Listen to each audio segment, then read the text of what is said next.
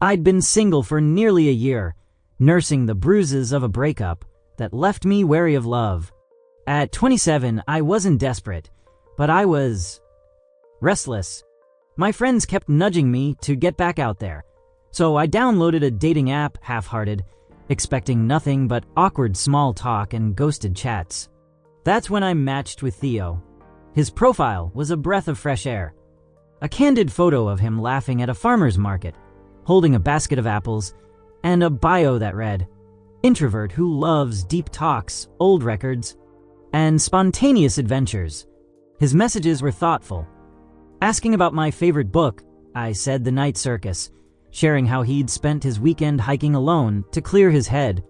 He seemed quiet, introspective, the kind of guy who'd rather listen than dominate a conversation. After a week of texting, he suggested dinner. "There's this little Italian place on Harper Street," he wrote. "Low-key, great pasta. You in?" My stomach fluttered. I said yes. Saturday night was warm, the kind of summer evening that makes you feel alive. I spent too long getting ready. A flowy dress, hair loose, just enough makeup to feel confident, but not overdone. The restaurant, La Bella Vita, was tucked between a bookstore and a vintage shop, its windows glowing with fairy lights. I arrived early, nerves buzzing, and snagged a table near the back, scrolling my phone to distract myself. I reread Theo's last message. "Excited to meet you, Lena. See you at 7. Simple, sweet, like him. At 7:05, the door swung open and a guy walked in. Tall, broad-shouldered, dark hair swept back like he'd stepped out of a cologne. As he scanned the room, spotted me and grinned. Not the shy, understated smile I'd imagined, but a megawatt look at me beam that turned heads. "Lena," he called, striding over, his voice booming enough to make the couple next to us glance up. I blinked, thrown. This was Theo. "Hey," I said, standing as he reached the table. He didn't sit. He pulled me into a hug, tight and theatrical, like we were old friends reuniting after years. His cologne was strong, spicy, and he smelled faintly of cigarette smoke, which surprised me. He'd never mentioned smoking. "You look even better than your pics," he said, winking as he dropped into the chair across from me. "Hope you're hungry. This place is unreal." His energy was electric, but not in the quiet, soulful way I'd expected. He was loud, animated, his hands gesturing wildly as he launched into a story about his day. Something about a last-minute client meeting that turned into a total power move. I nodded, trying to keep up, my brain scrambling to reconcile this Theo with the one I'd been texting. The waiter came, and Theo ordered for both of us. "The carbonara's a must, and bring us a bottle of the house red, yeah." Without asking me, I raised an eyebrow, but let it slide, chalking it up to enthusiasm. "So," he said, leaning forward, "tell me about you. What's the wildest thing you've ever done?" I laughed, caught off guard. Probably skydiving last summer. Not my idea, but my friends dragged me. "Skydiving? That's badass," he said, slapping the table loud enough to rattle the silverware. "I've done it 3 times. Nothing beats that rush. You gotta try bungee next. I know a spot in Colorado, insane drop." He kept going, barely pausing, jumping from bungee jumping to a Vegas trip where he almost got kicked out of a casino. I smiled, sipped my water, and waited for a gap to steer things back to anything else. But Theo was a freight train, barreling through stories that felt more like monologues. Our food arrived, and I thought maybe eating would slow him down, but no.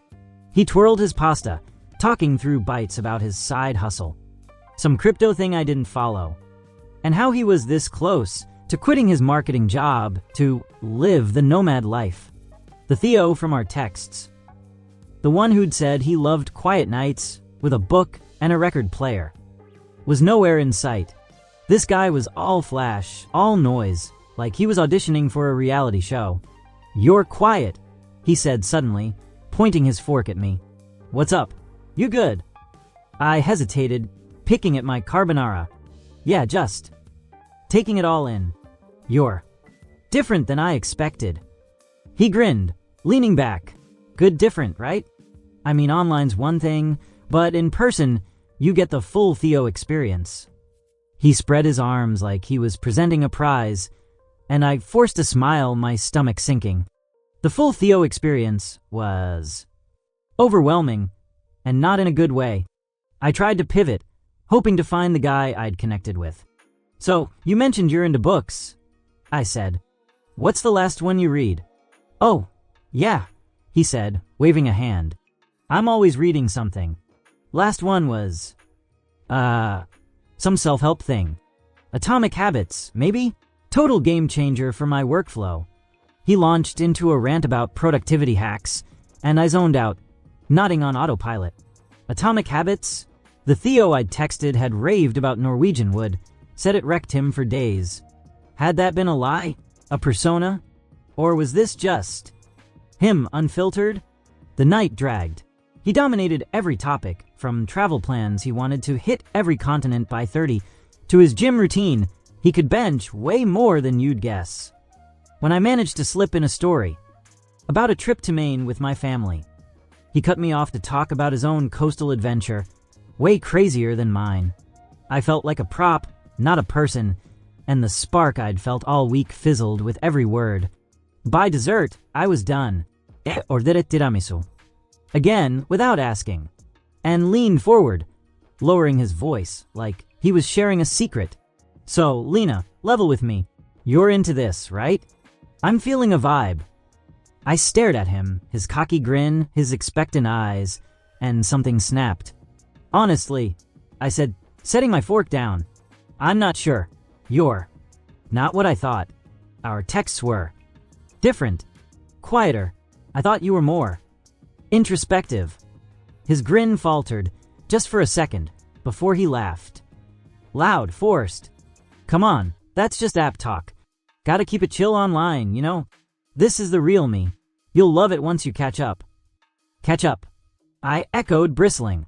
I'm not trying to catch up. I like the guy I was texting. The one who seemed genuine. He leaned back, crossing his arms. Ouch. Okay, fair. But, like, nobody's that guy all the time. You gotta give me a chance to show you the fun side. I gave you 3 hours, I said, sharper than I meant. And I still don't know who you are. The air shifted, heavy now. He looked at me, not angry, but confused, like I'd thrown him off script. Wow, he said finally. Didn't expect that. Most girls love the energy. I'm not most girls, I said, standing.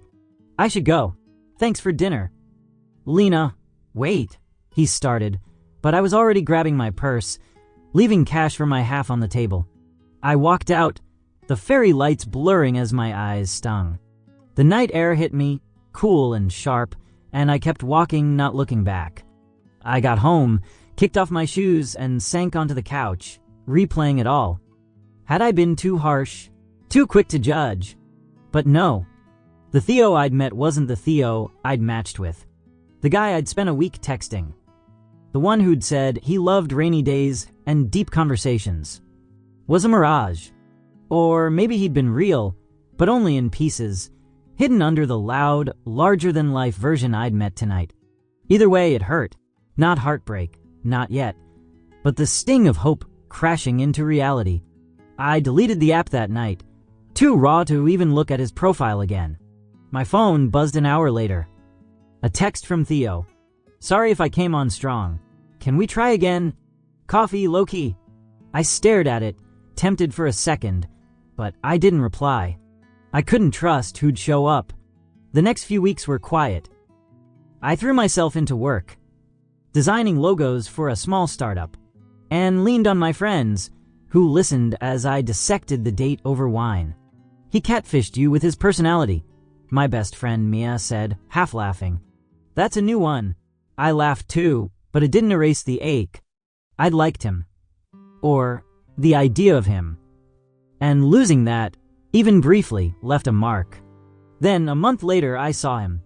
I was at a record store, flipping through vinyl, when I heard that voice.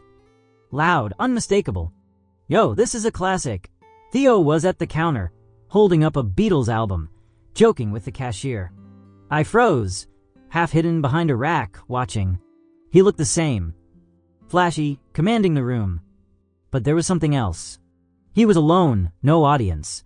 And when the cashier handed him the record, his smile was softer, almost shy. Like the Theo I'd texted. I could have left, but I didn't. I stepped out, heart pounding, and said, "Theo!" He turned, surprised, then grinned. Not the megawatt one, but something smaller, realer. "Lena? Holy. Hey, what's up?"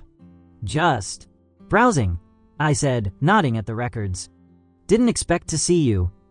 "Yeah, same." He rubbed the back of his neck, a nervous tick I hadn't noticed before. "Look, I owe you an apology. That night I was...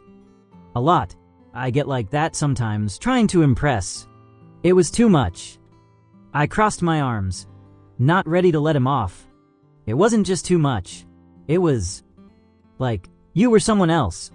The guy I texted was different. "I know," he said, voice low. I lean into that quiet side online because it's easier. In person, I overcompensate. Bad habit. I like talking to you, though. For real. I studied him. The record in his hand. The way he wasn't performing now. "So which one's you?" I asked.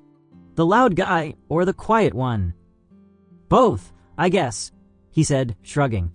"Working on balancing it. You were right to call me out. Made me think." I didn't know what to say. Part of me wanted to walk away, keep the clean break, but another part, the part that still remembered his texts, saw something worth hearing. "Okay," I said finally. "Thanks for saying that. Any chance for that coffee?" he asked, half smiling, no pressure. I hesitated, then shook my head, soft but firm. "I don't think so. But good luck, Theo. With the balance." He nodded, no pushback, just a quiet, "Take care, Lena." I left the store, vinyl unpurchased, feeling lighter than I had in weeks. Months later, at a friend's dinner party, I told the story. The date, the disconnect, the record store run-in. Everyone laughed, but my sister, ever the romantic, leaned in. "You sure you don't want to give him another shot?" "Nah," I said, smiling. "I'm holding out for someone who's the same guy online and off." She raised her glass. "To knowing what you want." I clinked mine against hers, and for the first time in a long time, I believed I did.